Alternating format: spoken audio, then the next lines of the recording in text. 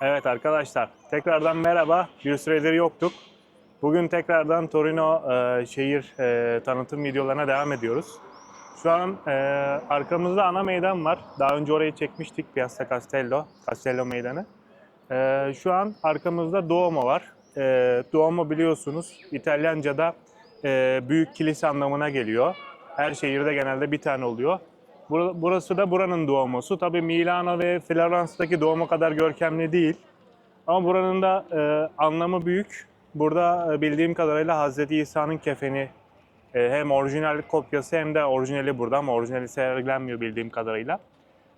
Yanında bir kulesi var. Orada çan çalınıyor ama oraya merdivenle çıkılıyor. Biz şimdi kilisenin içine girmeyi deneyeceğiz. Bir bakalım, kiliseyi de size göstereceğiz. Devam edelim böyle.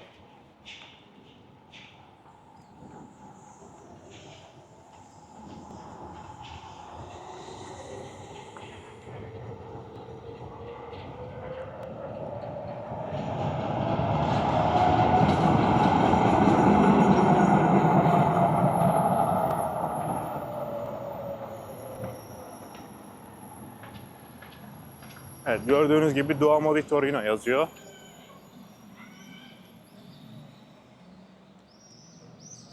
Evet, içeriye giriyoruz. Yeni Papa'nın şeyini koymuşlar. Evet.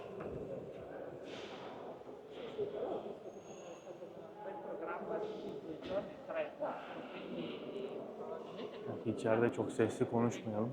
Saygı duyalım. Burada da bir kamera çekimi var. Biraz önce bir televizyon kanalı gibiydi. Şöyle sol taraftan devam. Orada mum dikim alanları var. Şurada gördüğünüz gibi.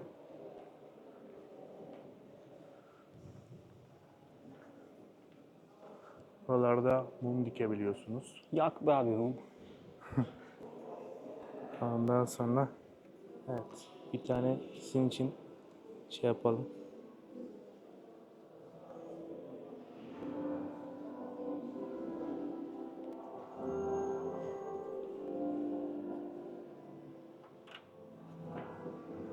Evet.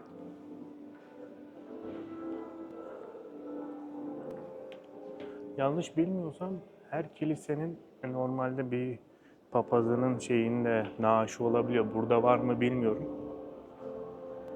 Onları tanıtan şeyler oluyor. Galiba yanlış bilmiyorsam Hazreti İsa'yı simgeliyor gibi geldi bana ama yanlış da şey oluyor olabilir.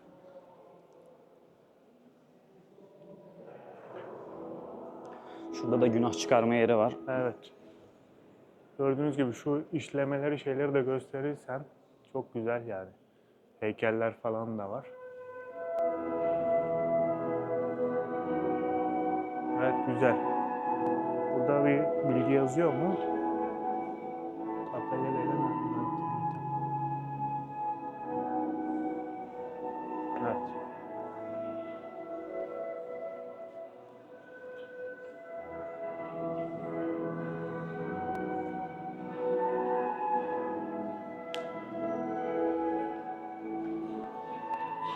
Herhalde bir tören veya ayin olacak. Bayağı kamera falan koymuşlar çünkü.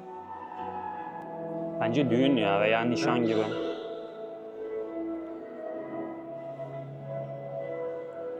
Evet, şurayı falan gösterebilirsen. Bu da herhalde Hazreti İsa diye tahmin ediyorum. Elinde büyük haç var.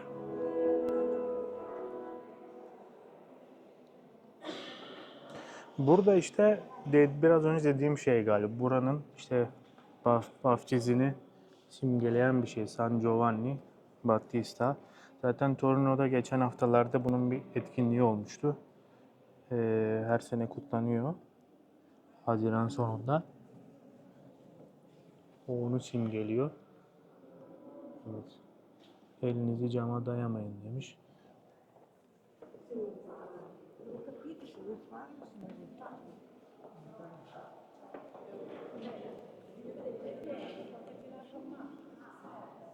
Burası da ayrı bir bölme ama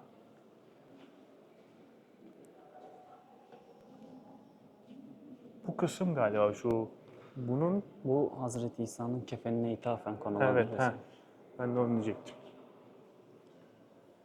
Hatta böyle Ama daha sonra karbon testinden onun gerçek olmadığı da anlaşıldı yani. öyle mi? Ama bazı insanlar hala Hazreti İsa'ya Ha, ait ben olduğunu iddia ediyor ama karbon testinde başka bir yıla ait olduğu belgelendi. anladım. Bu silüeti falan da çıkmış Evet. şekilde. Ben onu bilmiyordum mesela. Ayrı bir bilgi şu an senden. Şuradan devam edelim hızlıca.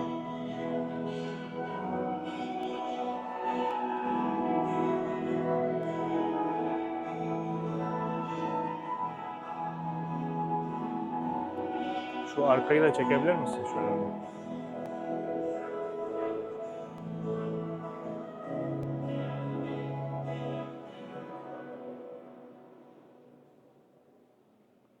Burada sanırım prova gibi bir şey var yani müzik provası. Evet, evet, bir sanki bir şey var burada. Bir etkinlik bir şey.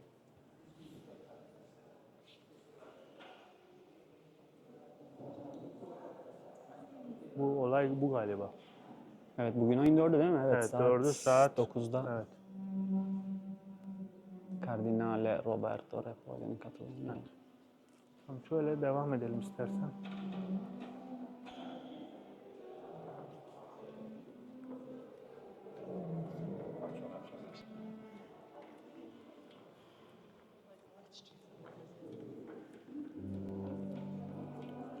Bu diğer tarafı da bir gösterelim. Ama oraya geçemiyoruz galiba değil mi? Orayı kapatmışlar. Şu an kapalı. Evet.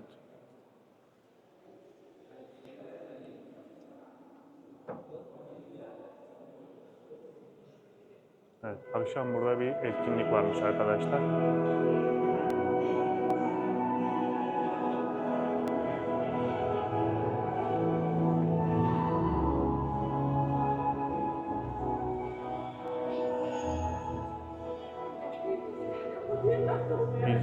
Bizi çeviren misyonerler de acaba ondan dolayı mı şey yaptılar?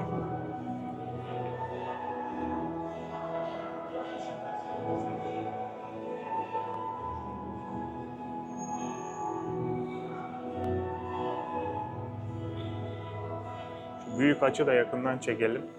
Sonra çıkalım buradan.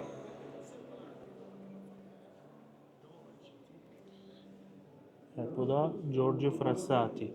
Bu bugünkü şey bu galiba. Buna ithafen değil mi? Giovanni Paolo II.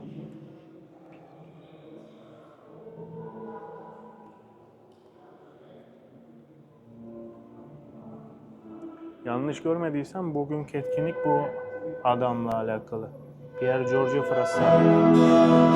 Aynen. Bunun etkinliği.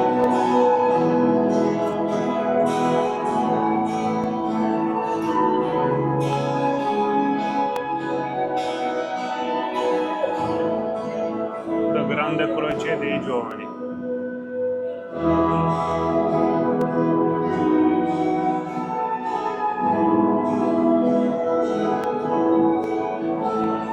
Evet. Yavaştan çıkalım.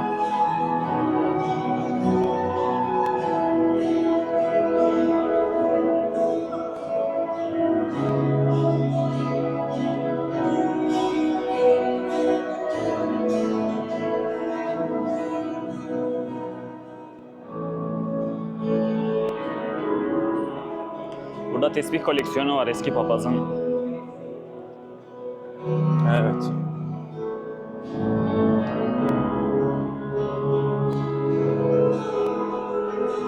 Bunlar satılıyor da olabilir ya.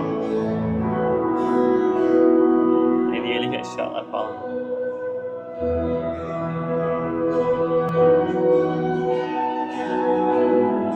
Burada da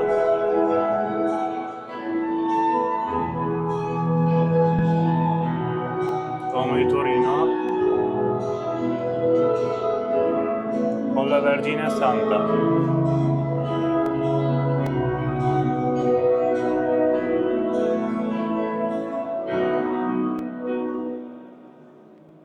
Evet. Kilise turunu hızlıca yaptık çünkü bir bölümü kapatmışlar. Şu tarafı gösterir misin? Bu da Porta Palatina ilk çağlardan kalma bir kapıydı galiba. Hala daha şeyini koruyor. Bunun tabi arka tarafında da şey var. Onu bugün yapmayız. Porta Palazzo denilen pazar yeri var. Avrupa'nın en büyük pazarı. Evet, Açık hava pazarı. tek alanda en büyük pazarı. Bit pazarı ve Evet. meyve sebze her türlü çeşit ürün mevcut. Burada da dediğim gibi bir kule var. Burası merdivenle çıkılıyor ve bayağı zor Burası yani. Castello San Carlo'nun diğer yüzü. Bunun içinde arkeolojik şeyler falan var, Evet, eserler. evet. Müzenin diğer kısmı. Palazzo Reale'nin bir diğer tarafı.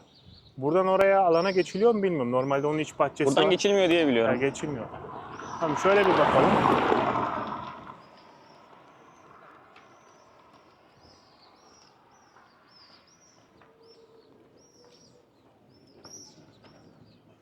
Şuradan bir iç bahçeye girelim.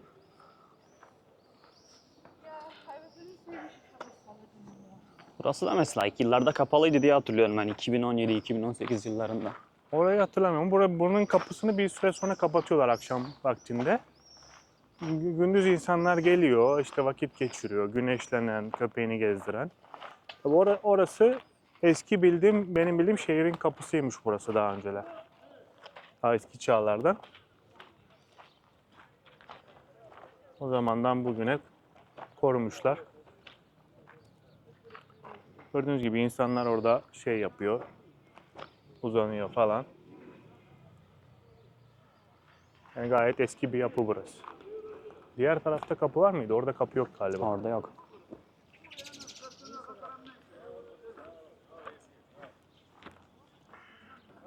İstersen oraya kadar gitmeyelim.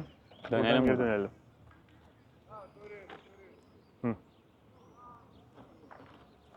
Elemanlar falan. salça oluyor. Bak buradan kule daha güzel gözüküyor şuradan.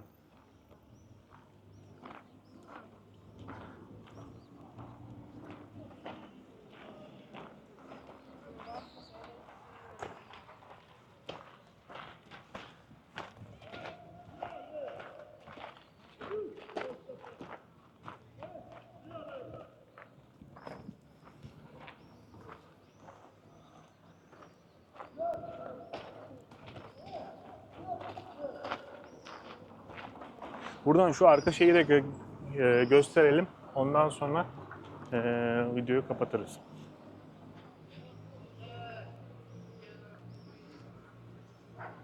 Burası şimdi bu alandan sonra Quadrilatero bölgesi oluyor. Yani şey olarak şehrin bölgesi olarak daha çok yemek yenilecek, işte aperitivo yapılacak, bir şeyler içilecek mekanlar var. Bu alanı bir kısaca göstereceğiz size. Ve uygun fiyatlı. Evet, fiyatlar uygun. Özellikle cuma, cumartesi akşamları, bugün de cuma kalabalık oluyor. Bazı yerlerde bayağı kuyruklar oluyor. Bir de Porta Palazzo'ya akşam pazar kapalı olduğu için ücretsiz park etme imkanından dolayı insanlar genelde orayı tercih ediyor. Evet, orayı şey yapıyorlar. Tabii orada da bizdeki gibi değnekçiler oluyor ama tam bizdeki gibi değil. Yani arabayı bırakabiliyorsunuz.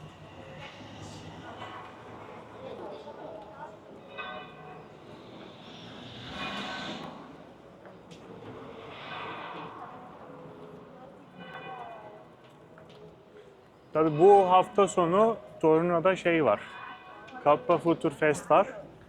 O da bir elektronik müzik festivali. Arkadaşım daha iyi biliyor onu. Daha önce gitmişliği var. Avrupa'nın en büyük festivallerinden birisi. Tomorrowland'in İtalyan versiyonu. Evet. O yüzden bayağı da kalabalık yani. Değişik yerlerden gelen insanlar var. Otoparkta 180 araçlık yer varmış bu arada. Otoparka buradan giriş var mı acaba? Var ben Şuradan buradan aşağı. giriyorum. Il y avait la place là. Ben Porta Palazzo'ya gelince buraya koyuyorum yani pazara geldiğimde.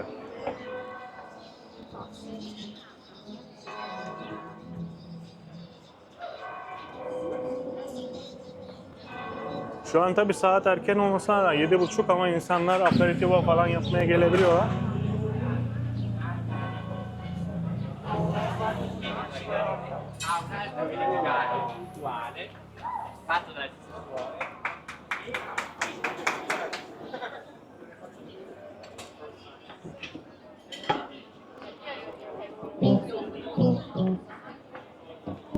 Burası o dediğim yerlerden bir tanesi.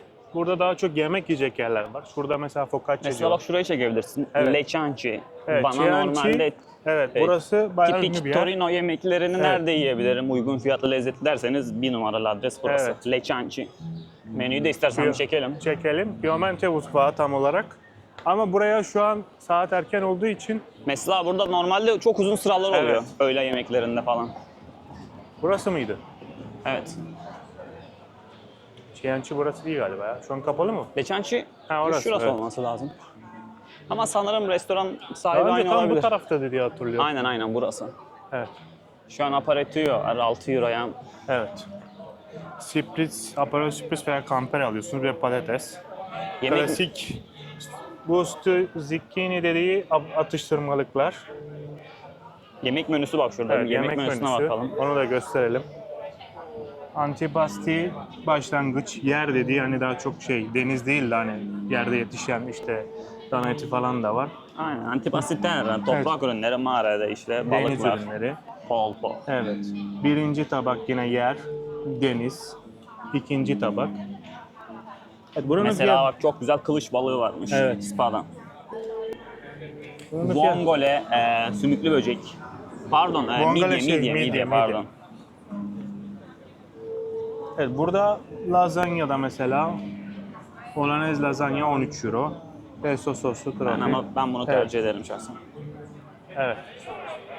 Yalnız bura Chianti değil galiba ya. Chianti'nin yeri şurası diye hatırlıyorum. Vallahi normalde Burak komple masayla dolu oluyor. Genelde Yok, hepsine onların yeri leçançı. normalde şurası ufak dükkan. Yani yani çünkü isim bak. Evet burası ayrı. Leçançı şurası Evet. diye biliyorum ben. Evet, orası şu an kapalı. Şurada başka mesela köşede bir Şurada pizzacı güzel var. bir pizzacı var, Evet, aynen. pizzacı var. Şurada bir tane yine yerel bir mutfak var. Daha böyle irili ufaklı içki içebileceğiniz yerler var. Ya burası akşam böyle 8-9'dan sonra gece saat 1-2'ye kadar böyle yine kalabalık oluyor. Şu an çok sakin yani. Evet, şu an %10'u bile sakin. değildir yani. Tabii normal. yaz ayında oldu, Temmuz ayında olduğumuz için havalar geç kararıyor. Hava çok sıcak bir de şu anda yani Hava rekor çok seviyede. sıcak. Evet, nem de çok fazla. O yüzden insanlar daha geç geliyor. Tabii biliyorsunuz İtalya'da da geç yeniyor genelde yemekler. Hani insanlar genelde 8-9 gibi yapıyorlar. O yüzden şu an böyle. Bir de yaz ayında olduğumuz için insanlar yazlık yerlere de gidebiliyor hafta sonu. Bugün de cuma. Ondan dolayı biraz hafif tenha diyebilirim şu an. O zaman şöyle ana meydana doğru yürüyelim. Orada sonra bitirelim.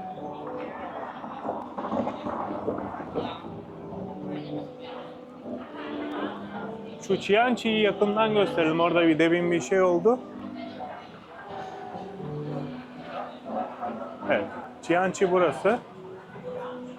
Scusa, chiuso oggi. Ha. Evet, tatile gitmişler. Leçançı evet. Evet. 16 Haziran 6 Temmuz arası tatildelermiş. Normalde Ağustos'ta kapatırlar ama Normalde 15 Ağustos'ta İtalya'da açık mekan Evet. bulmak imkansızdır hemen hemen. o yüzden evet. Buranın zaten böyle şeyleri Evet, var. aldığı ödülleri görüyorsun. Ödüller. Torino'nun en iyi 2024 restoranı, 2020. Michelin'den bir şey almış mı? Evet. Almamış gibi. Burası benim bildiğim böyle Yani en uygun ucuz. fiyatlı, Evet. güzel, popüler bir restoran arıyorsan ve kaliteli de yani Evet. düşük kalite de değil. Değil. Yani orta segment diyebiliriz.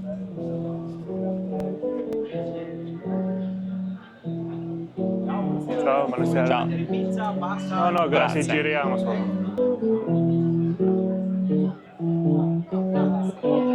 Evet, sokak sanatçıları İtalya'da, Evet. Torino'da özellikle çok popüler. Samparot. Benim de aslında yeteneğim olsa çıkardım böyle şeyler.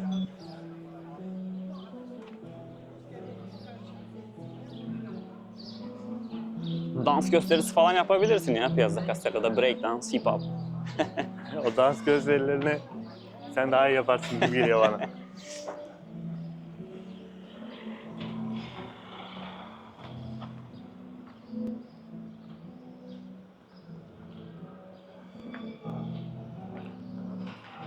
Burası da yanlış bilmiyorsam Rai Uno'nun binası, televizyon. Öyle mi? Yanlış- Rai'nin olabilir. ön taraftan bakarız. Rayının bir de Mole tarafında Mole bir bina. tarafında He. da bir tane He. var.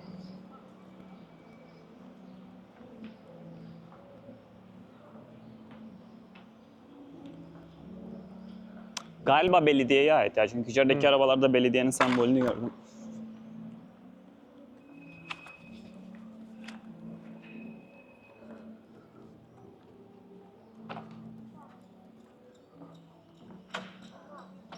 Rayinin açılımı da radyo İtalya televizyon, yani bizdeki TRT gibi. Evet, evet öyle bir Türkiye şey. Radyo Televizyon Burası gibi. galiba evet dediğin gibi burası Belediyeye ait. belediyeye ait gibi.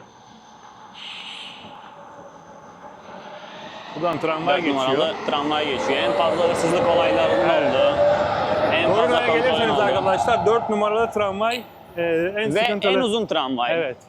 En uzun hattı. uzun. Gruliavsko'dan başlıyor hemen Çok uzun. Iveco fabrikasına kadar devam eden bir hat. Sıkış tepiş olur içerisi ve tramvay da biraz dar bir tramvaydır. O İki yüzden- arkadaşım cüzdanını çaldırdı benim Evet. 4 numaralı tramvayda. O yüzden orada özellikle hırsızlık konusunda ve hırsızlıkta şöyle oluyor. Hırsızlık uğradığınızda Cepçilik. Geliyor Evet. adam cebinden hop. anladığınızda o kişi zaten inmiş oluyor tramvaydan.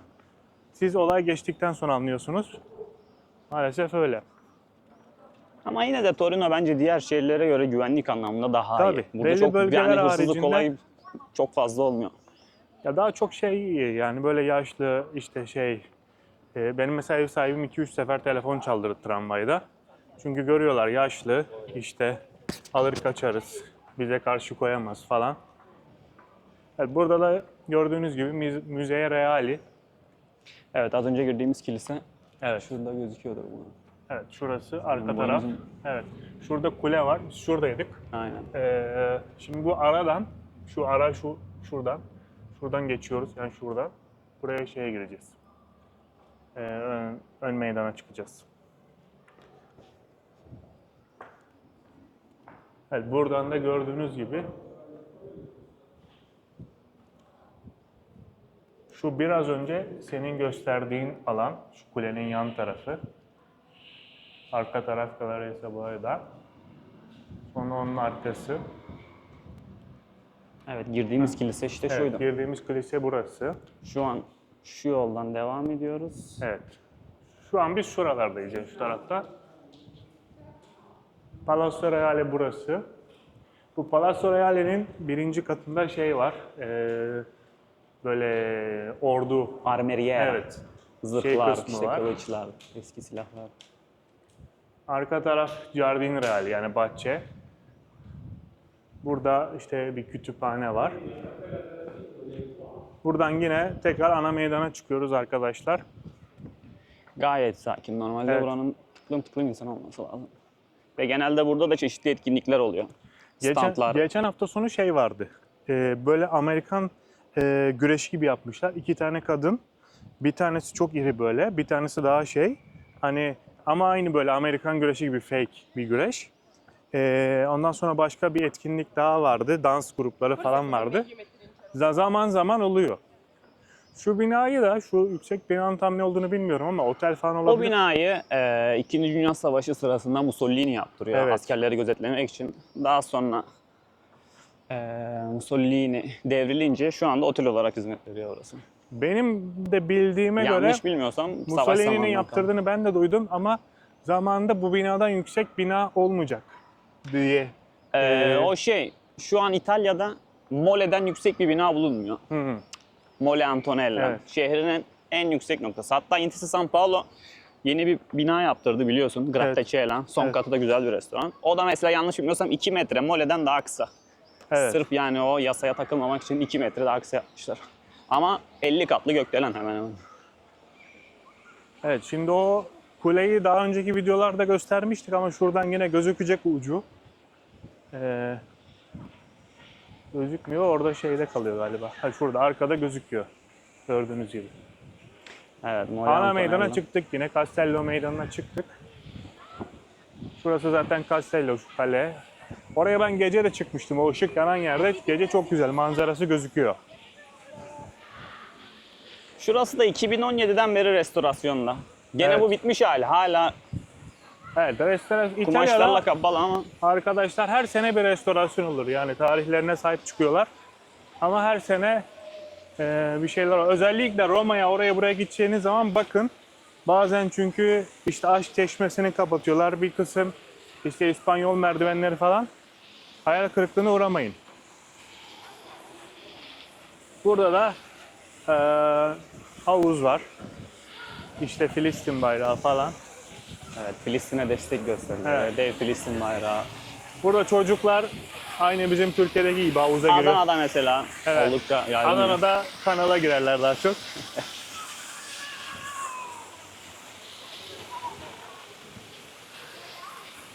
Evet.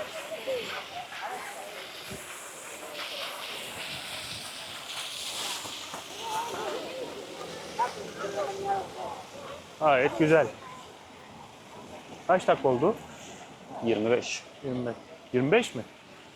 25 bayağı olmuş. Burası daha önce çektiğimiz San Carlo Meydanı. İlk videolarda oradan başlamıştık. Burası caddenin ismi buradan sol tarafta yine Via Po Caddesi ileride tabii kalıyor. Şu köşeden şehri turlayan otobüsler kalkıyor. Şu önümüzdeki cadde Via Roma Caddesi. Yani bu şekilde yine kısa bir merkez turu. Daha önce gezmediğimiz yerleri de yaptık. Şimdilik bence kapatalım istersen. Ray-Ban'ın gözlüğüne bakmak ister misin? Ray-Ban'ın gözlüğüne baktık ama istersen 270 euro. kameralı gözlüğü var. Türkiye'de fiyatı ne kadardır acaba? Evet. Aslında saat 8'e geliyor. Olmasa mağazalara girebilirdik. Genelde 7.30'da kapanıyor mağazalar.